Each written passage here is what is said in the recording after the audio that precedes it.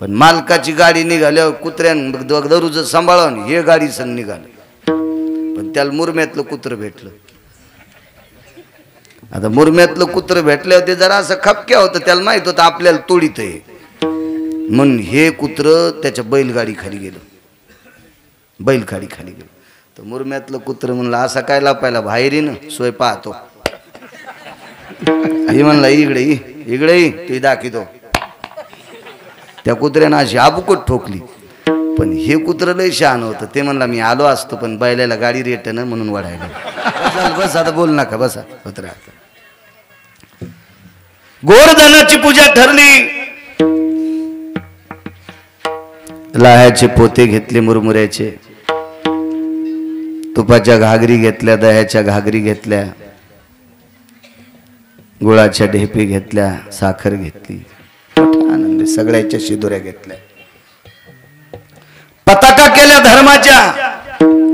गोवर्धन पर्वतावर धर्माच्या पताका रोवल्या.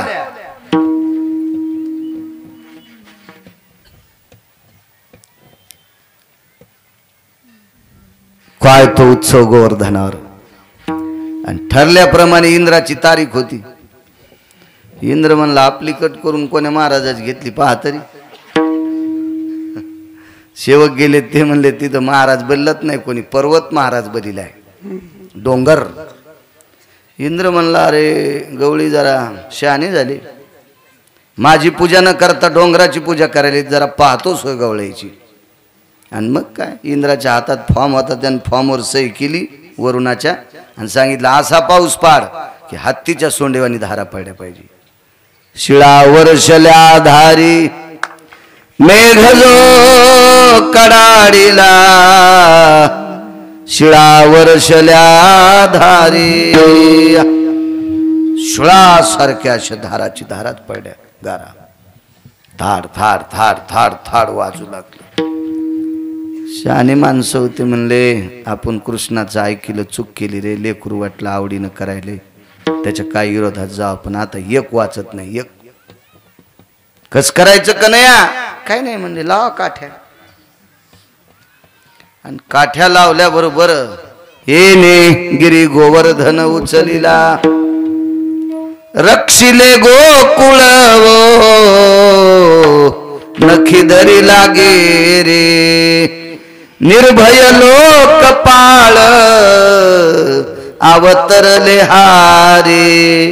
जय देवा कृष्णनाथा राई रुक्मिणी कांता, आरती ओवाळीन तुम्हा देवकी सुता.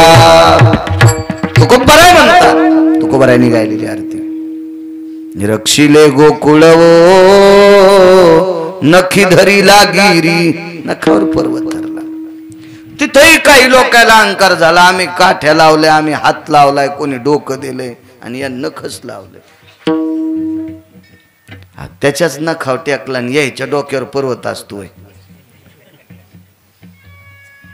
बैलगाडीमध्ये सोयाबीन टाकलं, चालली पाचोडला गाडी बिटाल खेड्यातून. एका पाय कुत्र पा आखा खाली चाललं म्हणजे गाडी ओढीत असतोय. तसे ते पण म्हणले आम्हीच पर्वत उचलला. याने एका शकंदा करता कणगुळी काढ्याबरोबर दबली. काय लिलाय महाराज, ती देव देव आहे. त्या मालकाच्या पुढे काय आहेत आपण.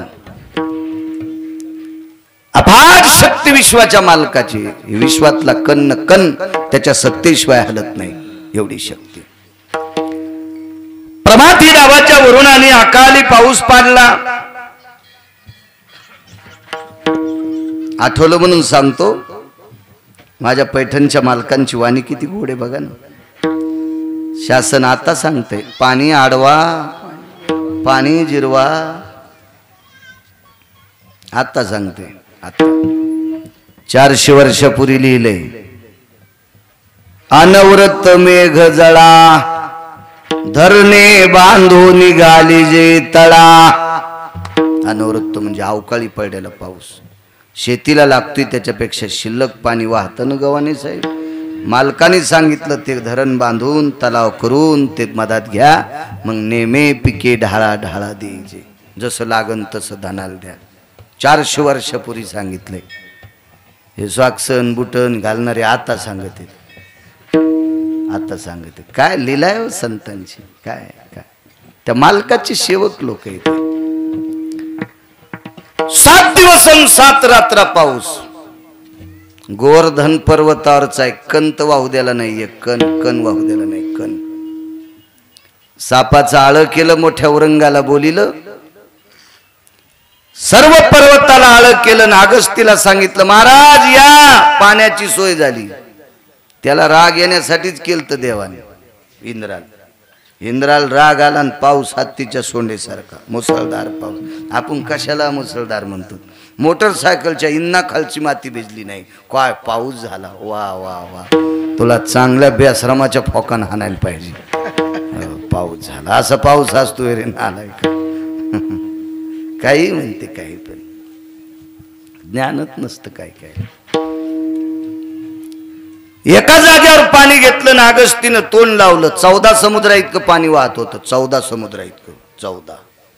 7 दिवस आणि 7 रात्र. 8व्या दिवशी म्हाताऱ्याने चुटकी वाजली आणि इंद्राला सांगितलं येडपठीस का काय, अक्कल एक तुला, कोणाच्या नादी लागायला तू. बोकड्याचे शिंग किती वाढे म्हणजे वाघाला हानीत असतात का. शेळीच्या पोराच लग्न झालं, ही नावशी भेटली, शिदुऱ्या 2-3 थैल्या आल्या. ते लय मोठ्या शिदुऱ्या आल्या, पोराची मायाशी टेकती थोडीच. मणियंत्रातल्या उपनेरमधल्या दाण्यावानी अशी लखाच करू लागली. मायाबाब्याला 3 थैल्या, मायाबाब्याला 3 थैल्या, मायाबाब्याला 3 थैल्या. हो, आणि शिदुरी वाटताना एका गोळ्याचे 35 तुकडे, चष्मा लावून पाहावा लागतो एवढा एवढा. हो, आणि ती 2-3 दिवसाची कुमड झालेली चपाती आणि तिच्यावरती एवढा एवढा गोळा. आणि शिदुरी वाटणार बी मोठी अशी झाकू घेते. तिला ते भुरकाचे, ते भुरका हे असतो ते पीस झंपर होईन टोपर वेतन. तिला काय नाही, चहाचा घोट कुखाचं बोटन चलवय गारला. तिला का पगार असती का काय, पण ते तिला त्याचाच लय मान असतो बापा. ते तितक्याच अशी वजनातच हालत तिथे, तिकून तर टेकतच नाही. टोपलं ती चपातीचा तुकडा आणि ते इतका ते शिदुरी ना अशी काय. तसं शेळीच्या पोराचं लग्न झालं, शिदुऱ्या 9-10 थैल्या आल्या. वाटाव शेळ्यातली शेळ्यात. ती म्हणली माय नदीच्या कडीला लांडगीन गेली, तिला येता येत नाही, पिले लहान लहान येतं, मी तिला शिदुरी देऊन येते. तर पोराला वाटलं माय लय हौसी आहे, माईच्या सोबती जावा. तर लांडगिनीनं पोराच्या माईच्या आधी पोराला बॉच करलं मग हिला. काही सोंग असतात का कुठं. अगस्तीनं सांगितलं कोणाशी पंगा घ्यालास, हा जगाचा बाप आहे. एवढा पाऊस पडतो इंद्रा, अरे त्याच्या डोक्यावरचा केस सुद्धा भिजला नाही, एका गायीची शेपूट भिजली नाही, एखाद्या वासराच्या कानावर थेंब पडला नाही. आणि काय येडेवानी करायलाय ते म्हणला, इतकं पाणी तो 20 वर्ष पाडा तरी पठ्या पेतच राहतो, ते बी ताण नको घेऊ. इंद्रान कामधेनू नावाची गाय आणली, तिचं दूध काढून देवाला अभिषेक केला, नाव पडलं गोविंद, आणि अगस्तीला प्रणाम केला. महाराज काय लीला असेल म्हणून मालक म्हणतात, नवल केवडे केवडे नवल केवडे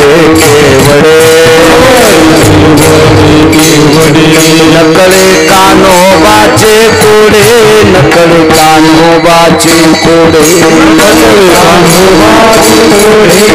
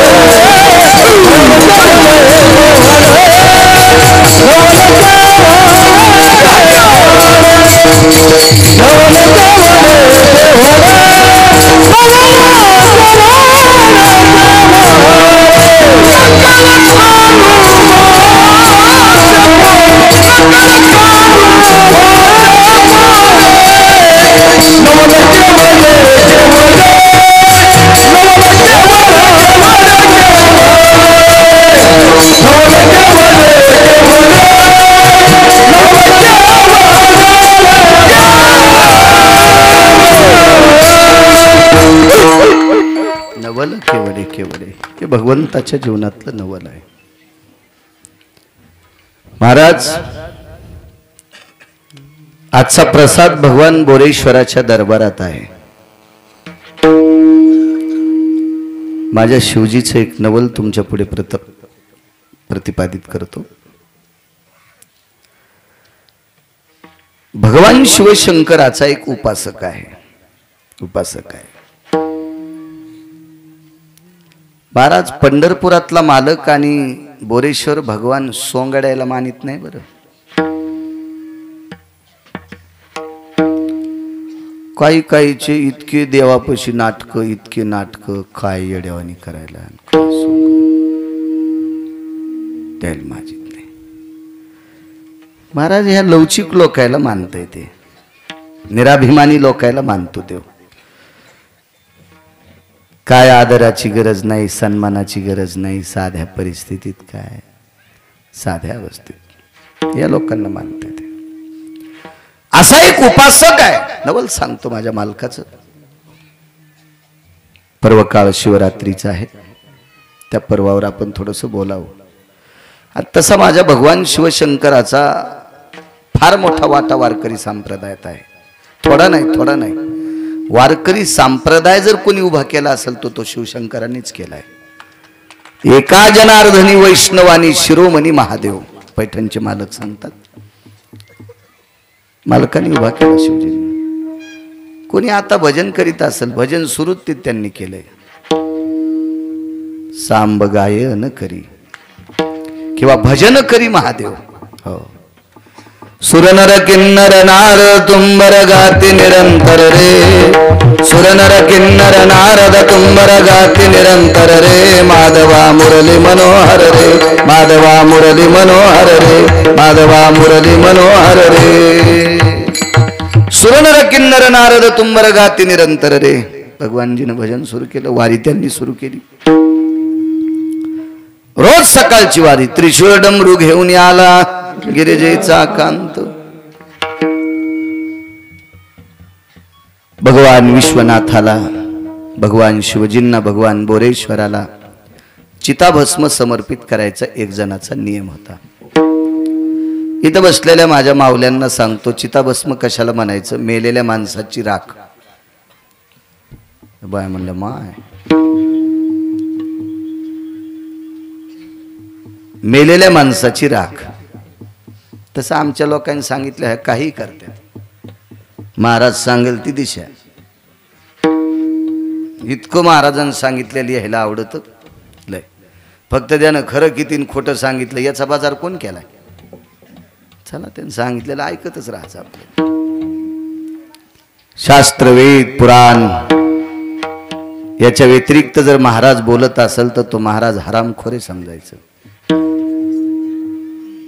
वेद प्रणित संप्रदाय, ऋषी प्रणित संप्रदाय, मुनी प्रणित संप्रदाय, शास्त्र प्रणित संप्रदाय, पुराण प्रणित संप्रदाय याला धरून सांगायचं तर विश्वाचं कल्याण होत असतं. उगा काही पण नाही सांगायचं महाराजांनी. पण लोक मानतात म्हणून नाही, त्याचं पाप त्याला सुद्धा कोण्या नरकात टाकावं हे देवाला कळणार नाही. चिताभस्म नित्य नेम होता. सकाळी स्नान करायचं, स्नान आटपलं की मशानात जायचं, मशानातून ती राख घ्यायची.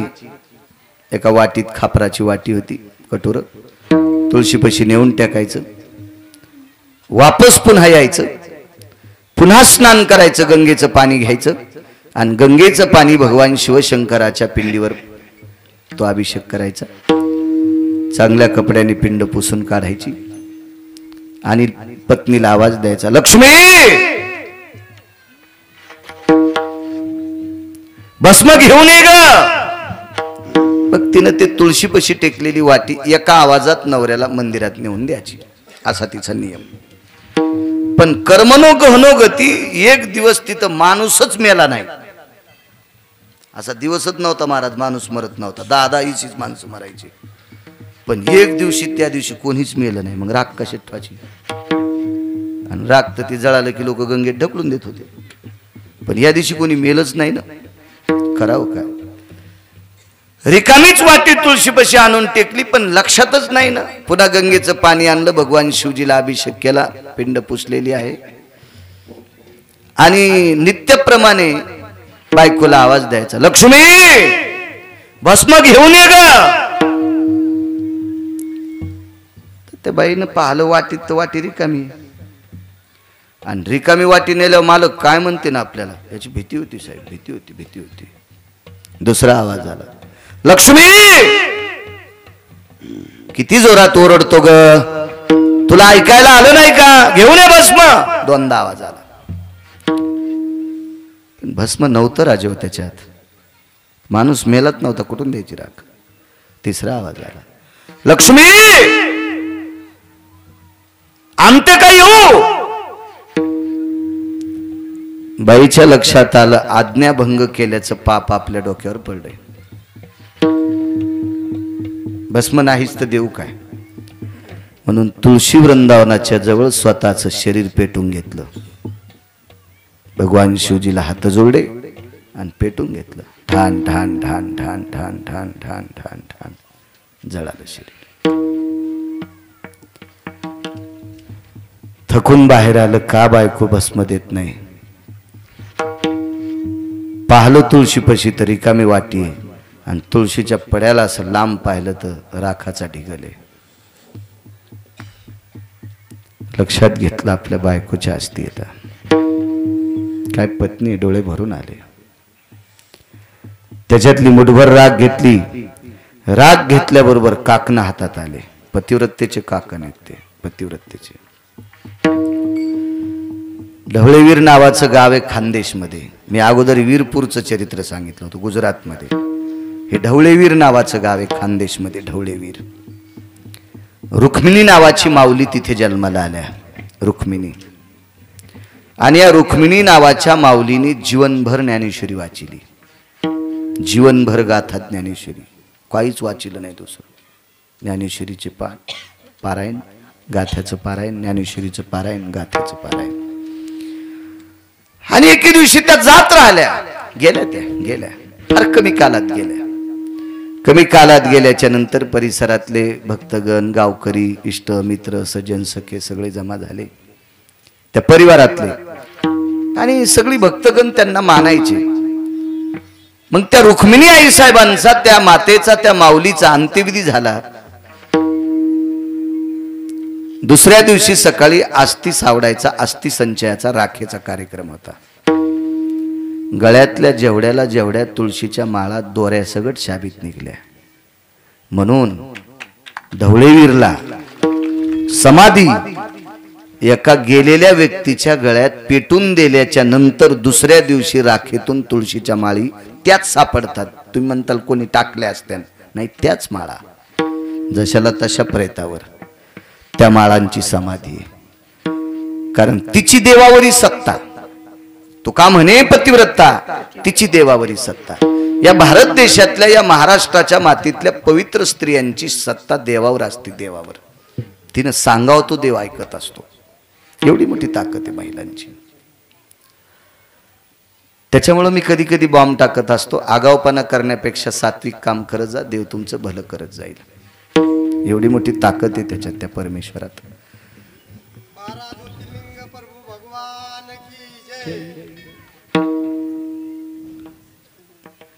विठाला विठाला विठाला विठाला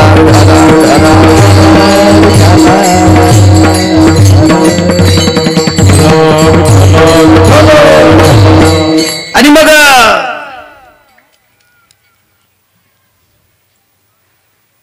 ती मुठभर अशी राख घेतली. त्या राखेमध्ये बांगडी आली. आप्पा बांगडी आली, बांगडी आली. आणि ती राख भगवान शिवजीच्या पिंडीला समर्पित केली. खळकन बांगडी पिंडीवर पडली. प्रभू प्रगट झाले. शबर नावाचा भक्त आहे. काय देऊ तुला, काय देऊ, काय देऊ. त्या शबराने एकच प्रश्न केला देवाला, विठाला विठाला विठाला ती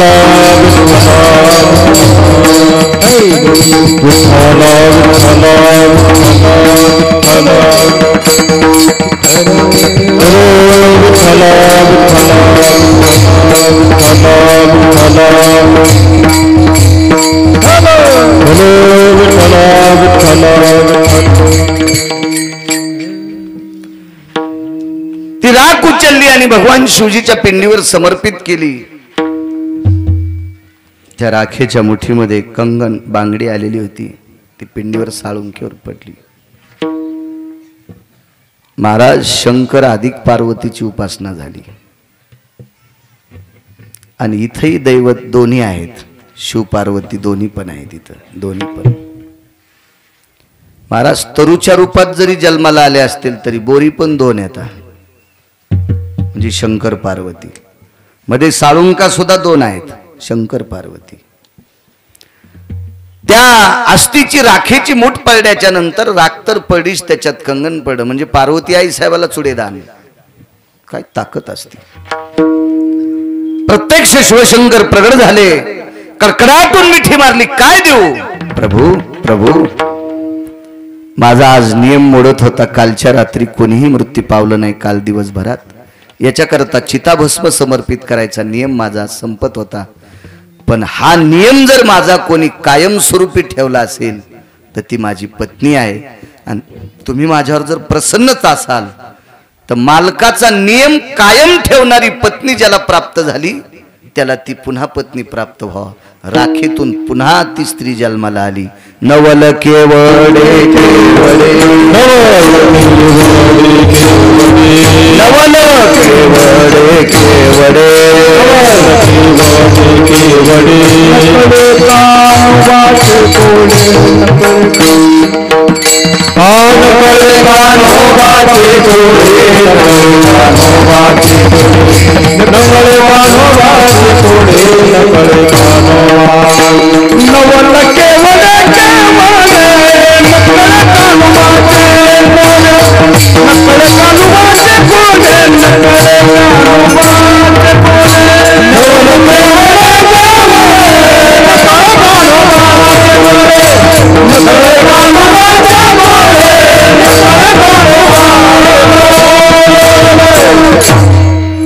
नवल माझ्या शिवजींचं.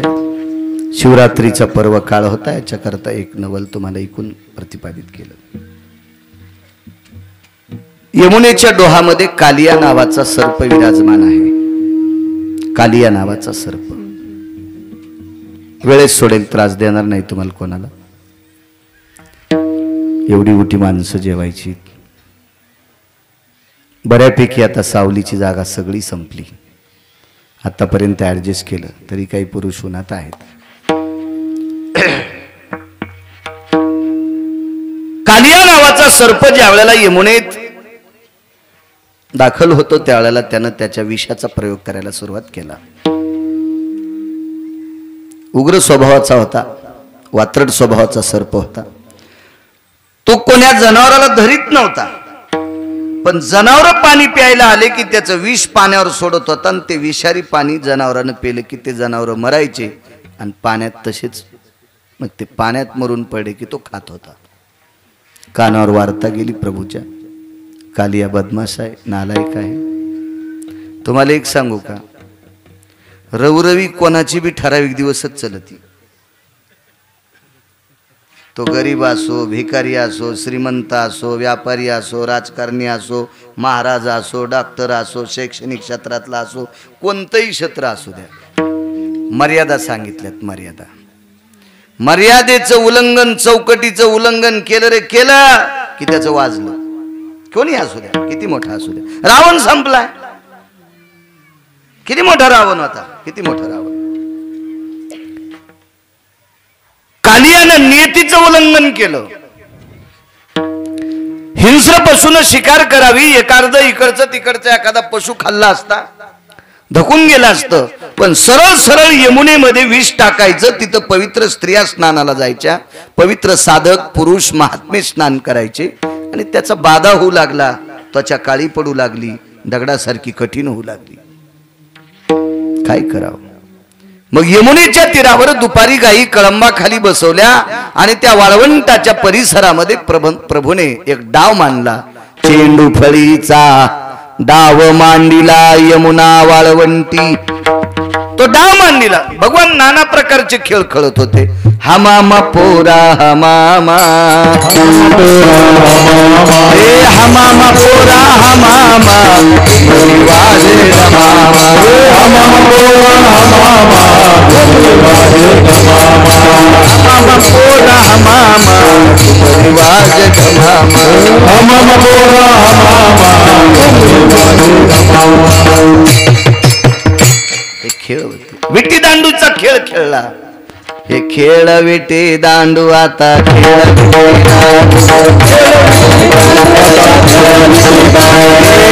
विटी दांडू आता खेळ विटी दांडू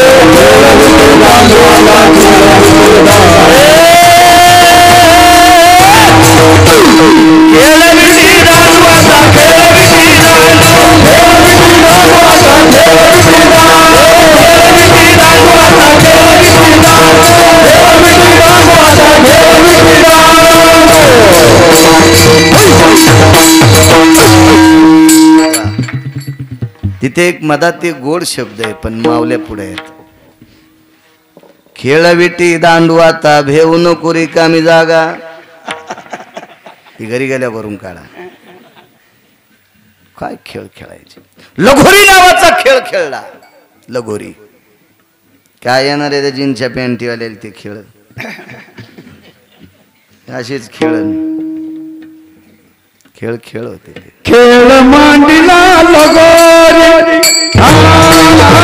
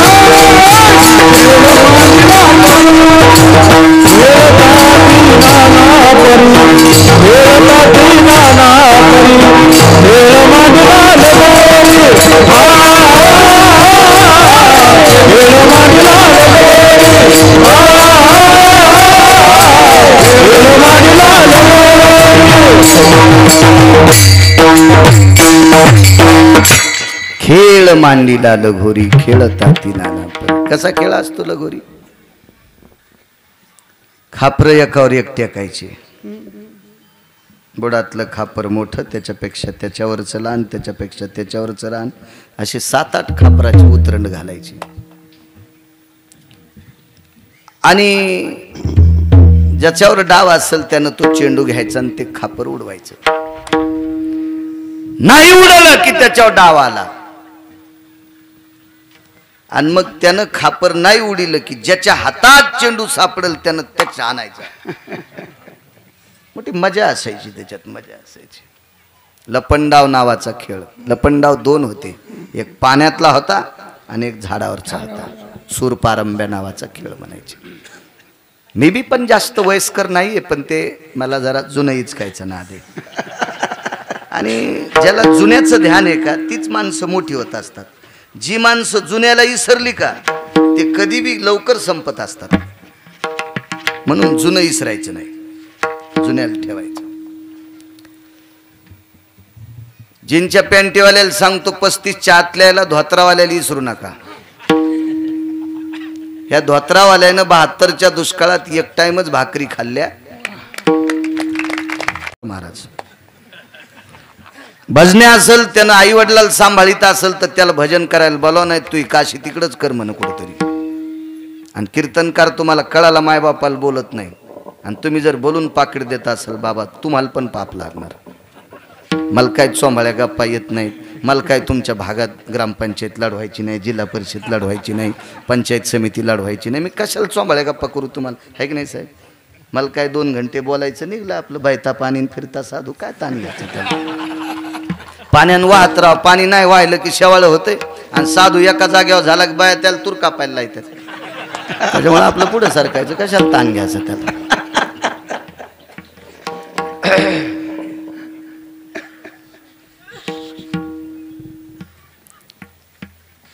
बघा म्हातारी म्हाताऱ्याच्या जवळ बसलेली जुन्यातली बाई होती हो. पाहिलं मी, नवऱ्याचे पाय चोरीत होती. दरुजातून पाऊल टाकल्याबरोबर म्हातारीला मनमनूक प्रणाम केला. जी मालकाची सेवा करते त्या बाईच्या पाया पडाव. बोरेश्वराचं दर्शन झाल्याचं पुण्य मिळते, पांडुरंगाचं दर्शन झाल्याचं पुण्य भेटते. आणि जी बाई नवऱ्याला शिव्या देते ती दिसली की नाही गाय कापलं तरी गाय कापल्याचं पाप लागते. हो, पतिद्वेषी बाई वाईट असते, वाईट असते. मला पाहिल्याबरोबर म्हातारी खुर्चीवरून खाली उतरली आणि बाजूला जुनी बाई. जुनी बाई तुम्ही अजून बी बघा हो, खेड्यापाड्यामध्ये जर एखादोन पाहुणे बसले असतील, एखादी जुनी म्हातारी असेल आणि सुनानं तिला जर चहा दिला असेल तर पहिली गोष्ट लोक काय देखता घेतच नाही. घेतला म्हातारीनं तर भिंतीकडे तोंड करून चहा पिती म्हातारी. मी अशा पाहिल्या महाराष्ट्रात म्हाताऱ्या. इतकी पवित्र संस्कृती माझ्या भारत देशाची, माझ्या महाराष्ट्राची. जुन्या म्हाताऱ्या, जुन्या. अजून बी लक्षात घ्या, वय झालेली म्हातारी माणूस दिसला की पदराला हात लायती. हे काय नाही बाबा. काय सप्त्याला दम नाही, भागवताला दम नाही, रामायणाला दम नाही, शिवपुराणाला दम नाही, प्रवचनाला दम नाही, कीर्तनाला दम नाही. गुण कोणाला आहे? अहो शेतकरी आसूड खांद्यावर हिशोबात ठेवतोय, आसूड खांद्यावर हिशोबात ठेवतोय. त्या आसुडाच्या बेहिसाबातले पदर खांद्यावर तुमच्या. कशाला कीर्तन ऐकायचे? कशाला कशाला? मी रात्री सांगून गेलो, स्त्रीची पाठ परपुरुषाने पाहायची नाही आणि आपली पवित्र पाठ परपुरुषाला दाखवायची नाही. पैसे झाकलेले असावा एक, आणि या देशाची पवित्र स्त्री सर्वांग कपडे घातलेली असावा दोन. संस्कृती आहे देशाची, संस्कृती आहे देशाची. सोंग नाही करायचे, नाटकं नाही करायचे. कपाळ भरून कुंकू लावलेलं. नका लावू कुंकू, बारीकशी टिकली का लाईनत. नाहीतर मग हप्ताभर नवऱ्याला लावली पाहिजे. त्याला म्हणायचं मी तुझ्यामुळं लाईते ना, मग 7-8 दिवस तू माझ्यामुळं काय झालं ना लावायचं, आपण अर्ध करी जाऊ असं लावायची. काय नसतं त्याला. एके दिवशी असंच बांगड्याचं सांगितलं, ते म्हणला महाराज मै घालीतच नाही. म्हणलं मग मला घाल. तुम्हाला कशा घालू? म्हणलं मग तू घाल. हो ना. तुम्हाला एक सांगू का, हे द्या सोडून संस्थांचा सत्ता, ही बोरेश्वराची कृपा आहे महाराजावर. पण साहेब आपण खेड्यापाड्यामध्ये 10-10, 15-15 लाख रुपये खर्चायलोत ना सप्त्याचे. याच्यात गुण आला पाहिजे, गुण. जो मुलगा आईवडिलाला नीट बोलत नाही त्याने कीर्तन ऐकून आईवडिलाला सांभाळलं पाहिजे. सप्त्याला पीक आलं समजायचं महाराज, पीक आलं समजायचं.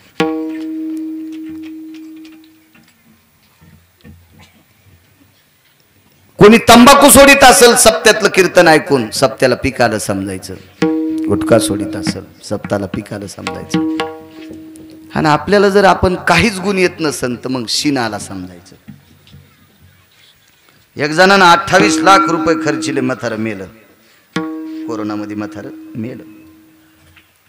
आणि एक जणाला जमीनच 4 एकर सगळी विकली म्हाताऱ्याच्या दवाखान्यासाठी, आणि म्हातारं वाचलं. दोघायला भेटायला गेलो. ते म्हणलं महाराज 2-4 कोटी रुपये जमा होते, जमीन तर भरपूर आहे, पण 28 लाख रुपये संपुस्तरच म्हातारं मेलं. सीन आला.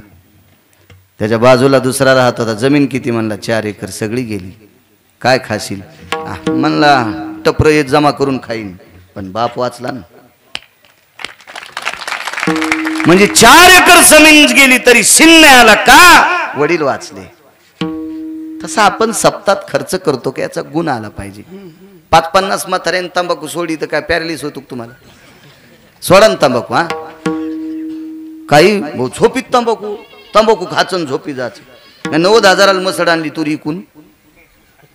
कीर्तनात पैशात तुरीच्या पैशात मसड होती. 90,000 रुपयाला मसाड आणली. आमच्या शेजारची म्हातारी संध्याकाळी तंबाखू खाऊन झोपायची, तशीच शेण आणायला गेली. हिच्या तोंडाचा मशीन वास घेणं आणि 1.5 घंट्यात मसर मरणं संगत झालं. 1.5 घंट्यात मसर मिली, 1.5 घंट्यात. मग हिच्या तोंडाचा वास घेतल्यावर आमची 90,000ची मसड मरती, तर हिनं नातवाच्या गालाला तोंड लावल्यावर काय व्हायचं त्या नातवाचा विचार करा ना तुम्ही. हा, त्याचा सगळा बुद्ध्यांक जळण आणि ते ATM फोडायचंच काम करीन ना पुन्हा. आहे का नाही? किती आगाव पण आहे. पहिले तुम्ही सुधरा माझ्या माईनो, तुम्ही सुधरा. हे म्हणते मेला कोण्या कीर्तनात आमच्याच बॉम्ब टाकतो. त्याचं कारण सांगतो तुम्हाला. मी जरी इतका शहाणा बाप असेल तरी माझ्या मुलांना वेळ किती देऊ शकतो मी? 20%. माझ्या मुलांना जास्त वेळ कोण देतंय? माझी बायको. साहेब प्रत्येकाचं असंच आहे. पुरुष हा बाप हा जास्त वेळ देऊ शकत नाही मुलाला. मुलाला जास्त वेळ देत असती त्याची आई. म्हणून या महाराष्ट्रातली आई विवेक संपन्न असली पाहिजे, विवेकाचं शिखर गाठलेली असली पाहिजे. आणि मग तशी आई असेल मग लेकरांना घडवत असते, ती घडवत असते.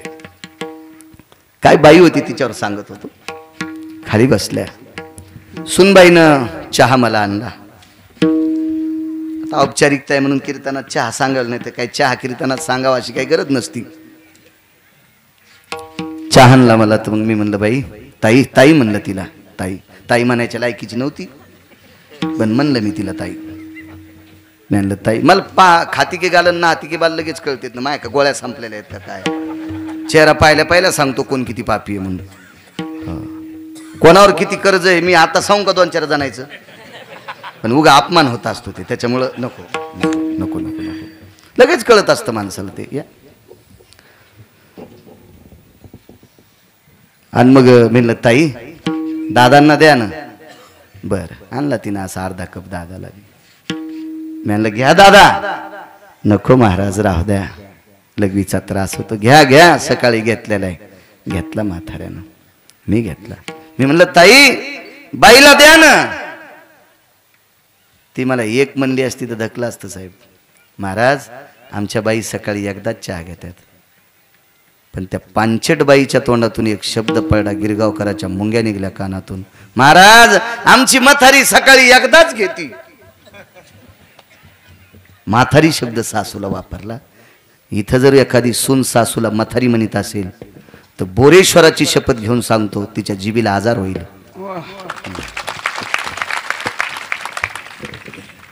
सासूला म्हातारी म्हणता तुम्ही? म्हाताऱ्या व्हायच्या नाही.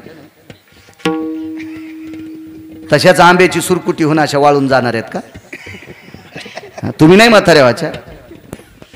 महाराज घरातल्या ज्येष्ठ लोकांचा जी माणसं आदर करत असतात का, त्यांचा आदर पंढरपुरातला मालक करीत असतो.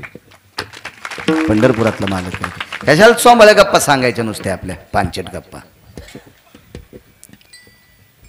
बसली ती तिथंच. तिला माहीतच नव्हतं गिरगावचा बाळा किती रगील येतं. बसली. मी म्हाताऱ्याला विचारलं, दादा लग्न झाल्यावर किती जमीन होती? 2.25 एकर. म्हाताऱ्याला विचारलं पलंगावरचं किती. कालियाचं सांगणार आहे बरं मी, कालियापर्यंत आलतो, सांगतो मी. किती जमीन होती दादा?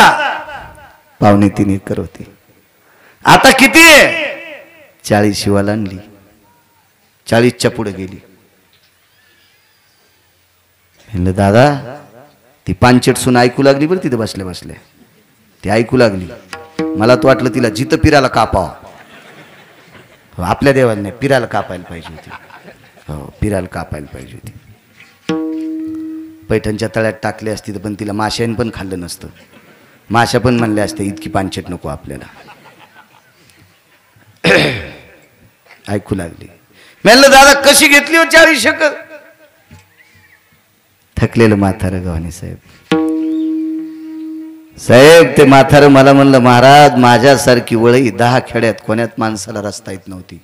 कडब्याची वळई, दोरीत वळई रचायचो मी. जर वळई मन लावून रचली तर बिना चवाळ झाकलेल्या वळईत पाणी घुसत नव्हतं. अशी पूर्णी दाबीत होतं म्हातारं. कोळप्याच्या दांडीला फळी बांधायचं ना अशी वळई चोपायचं. एक बुड बाहेर दिसत नव्हतं. एक ज्वारीची अशी मुळी दिसत नव्हती. मुळी असली वळी रचायची. एक एक दीड दीड महिना माणसं माझी वाट बघायची वळही दाबायला. आणि शेकड्यावर ज्वारी असती, 80-80 क्विंटल ज्वारी व्हायची. सुपारीचं व्यसन नाही, तंबाखूचं व्यसन नाही, बिडीचं व्यसन नाही. 2.25 एकर जमिनीची 40-41 जमीन केली. ती पानचेट सुन ऐकत होती. वाक्य नीट ऐका, मला याच्याकरता सांगायचंय. ऐकत होती. माझी खुर्ची जवळ घेतली. म्हातारी वयस्कर होती, नवऱ्याचे पाय दाबीत होती. याच्याकरता मी पाया पडो तिच्या. म्हणलं बाई तुम्ही काय केलं? महाराज 6 वाजता मालकाचा डब्बा करीत होते. मालकाला 6ला नेरी पहाट. व्यसन नव्हतं. 6-6:30 म्हातारं जेवत होतं. पोराला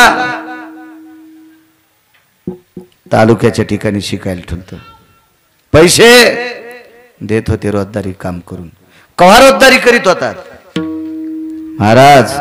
6-6:30 मालकाला जीव घालायचे. 6-6:30 मालकाला, म्हातारं म्हणली नाही बरं ती. 6-6:30 मालकाला जीव घालायचे आणि 7 वाजता कमराला खुरप खोसून 9:15 एकरात खुरपायला जात होते. 7 तर ते 9:30 9:45 पर्यंत घरचं रान खुरपायचं आणि 10 वाजता शेजाऱ्याच्या रानात रोजान खुरपायचं. 28 वर्ष खुरपीला. 28 वर्ष. 28 वर्ष. एक प्रसंग सांगितला. महाराज गव्हाचं रान नव्हतं. गहू काढ्याच्या नंतर मी सर्वा पाहायला जात होते. सर्वा. आता काळ बदललाय. आता या मशीननं गहू काढ्या 2-2, 3-3 पोते रानात पांगत आहेत, पण ती गवसत नाहीत. पूर्वीच्या काळात एक ओंबी जाऊ देत नव्हते. सर्वा पाहायच्या बाया. आणि सर्वा पाहिल्याच्या नंतर त्या टोपल्यात ओंब्या कुटायच्या आणि त्याच्यातले जितके गहू होतील तितके अर्धे मालकाला द्यायचे, मग अर्धे न्यायचे. काय गरिबीचं तोंड असलं. सर्वेचे गहू जसे जसे दळायचे, बाजाराच्या दिवशी मालकाकडे पीठ द्यायचे आणि पोराला चपात्या खाला. महाराज 22 वर्ष चपाती खाल्ली नाही हो. 22 वर्ष नाही खाल्ली. दोघांचं चरित्र ऐकून हृदय भरून आलं. आणि त्या पांचट सुनाला सांगितलं, बाई ज्या सासू सासऱ्यानं इतकं संसारासाठी करावा त्या सासूला मथारी म्हणशील. खान धरली बाईनं. महाराज मरेपर्यंत त्या बाईला मथारी म्हणणार नाही. बस जिंकलं म्हणलं गिरगावच्या बाळू. हजारो पंढरपूरच्या वाऱ्या केल्याचं पुण्य मला प्राप्त झालं. एक बाई सुधारल्याच्या नंतर एक एक एक एक. आदर करा घरच्या लोकांचा. काय करायचं आगावपणा. मला एक सिद्धांत कळतोय, जी माणसं घरच्यांची होऊ शकत नाहीत ती माणसं तुम्हाला मदत करतील का? शक्य. जो माईला मानित नाही ते तुम्हाला मदत करीत असतो का? हा, जो बापाला नीट म्हणत नाही ते तुम्हाला मोजित असतो का? जो माय बापाचा होऊ शकत नाही ते तुमचा कधी होणार आहे? चला, देवाच्या कानावर वार्ता गेली, कालिया यमुनेत विष टाकायला. इथपर्यंत आलतो ना, यमुनेत विष टाकायला. चेंडू फळीचा डाव मांडीला यमुना वाळवंटी. खेळ होते. लगोरी, विटी दांडू, हा मामा. सुरपाट्या नावाचा खेळ होता. गावाच्या बाहेर अशी रानं उलगली की गावखरी एखादा मळा असायचा. उन्हाळ पाळी घातलेलं रान असं मोकळं असायचं. त्याचे दसकट गिसकट येचून काढायचे आणि पोरायनं ते सुरपाट्या खेळायला रान करायचं गावाच्या कडे. सुरपाट्या जुन्या पोरायला, आता पोरायला नाही, जुन्या माणसाला आखता येतात. मध्ये एक पाटी असती कबड्डीच्या पाठीवानी. त्याच्या पलीकडे असती, त्याच्या पलीकडे असती एक तिसरी असती, चौथी पाटी सगळ्यात लांब असती. त्या पाटीला वेगळी पाटी नाव म्हणतात. फक्त ती कीर्तनात घेता येत नाही कारण कॅमेरे चालू आहेत. उद्या सकाळी बाळू महाराज गिरगावकराच्या घरावर दगडच. त्या पाटीचं नाव घेता येत नाही. त्या पाटीच्या दोन्ही कोपऱ्यावर मातीचे ढिगला असते. एवढी एवढी माती अशी टेकायची. 1 नंबरच्या पाठीवर गेलं चालतंय, 2 नंबरचीवर गेलं चालतंय, 3 नंबरचीवर गेलं तरी चालतंय. पण 3 नंबरची पाटी ओलांडून पलीकडे गेलं, गाभडलं रे त्या म्हणती, गाभडलं रे त्या म्हणती, गाभडलं रे त्या म्हणती, गाभडलं रे त्या म्हणती. खेळा खेळाची ऐक निघुती, खेळा खेळाची ऐक निघुती सुरपाट्या रे. मतुंबाचा डवल देला न फोडिताची पळाला, न फोडिताची पळाला. सुर सोडून गती पावला, मध्येची डाव खोडला. गाभरलं रे त्या म्हणती, गाभरलं रे त्या म्हणती. काय खेळ असतील साहेब, असे खेळ खेळणाऱ्याला हाडाचे आजार होत नव्हते. इथं बसलेल्या मावल्यांनो, कधी कधी पिठल्यापुरतं घरी दळी जा. रोज नवऱ्याला दळायला लावायला कधी कधी तुम्ही दळी जा. पिठाचे डबे नवऱ्याच्या डोक्यावर येत. पिठल्यापुरतं जर जात्यावर दळलं तर बसताना आग गगन, उठताना आग गग म्हणायचंच काम नाही.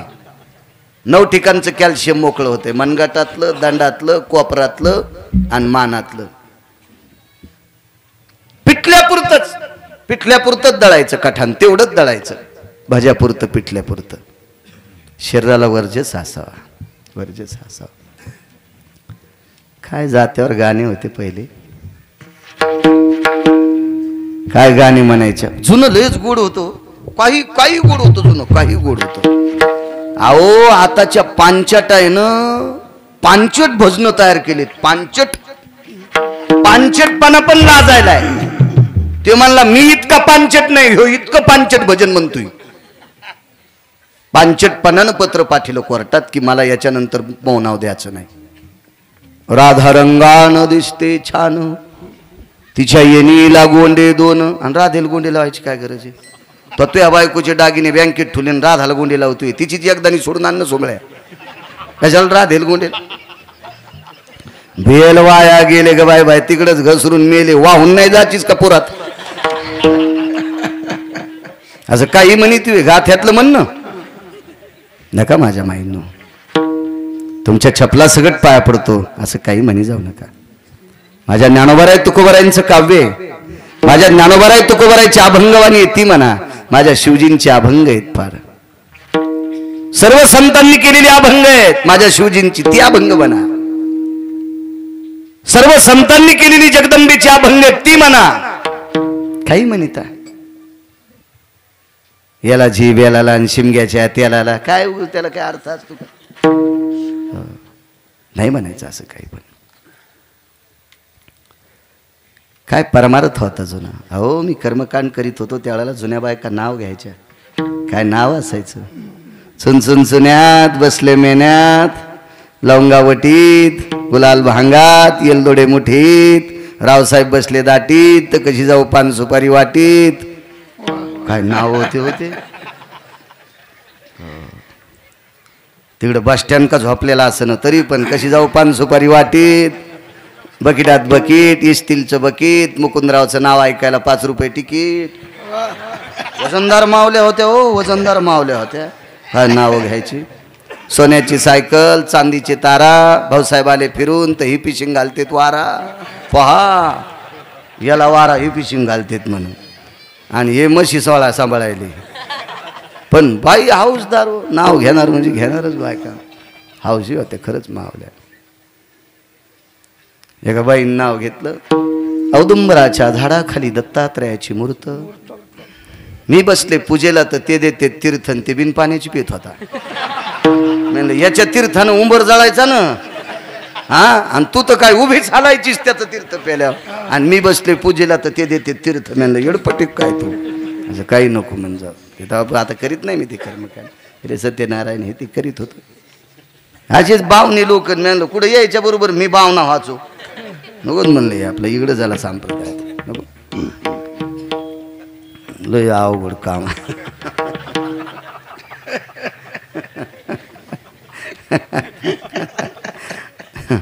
काय धोरणात इतकं माणसं सारी धोरणं सुटलेली त्याची. काय जुना काळ होता, आनंद होता जुन्या काळात, फार आनंद होता. खेळ खेळत असताना चेंडूफळीचा डाव मांडला आणि मुद्दाम जगाच्या मालकाने पाण्यात चेंडू टाकला आणि चेंडू आणण्याच्या निमित्तानं आतमध्ये गेले बुडाले. यमुना डोई बुडा लागे, कृष्ण डोई बुडा लागे, यमुनेच्या डोहात बुडाला. अख्ख्या गोकुळात चर्चा. आबाल वृद्ध सर्व यमुनेच्या तीरावर आले. सगळ्यांनी विचार केला या डोहामध्ये कालिया नावाचा सर्प राहतो, यांनी कृष्णाला खाल्ला असेल. मध्ये गेल्याबरोबर कालियाच्या पत्न्या होत्या. हृदयाशी धरलं, कोणाचा आहेस तू?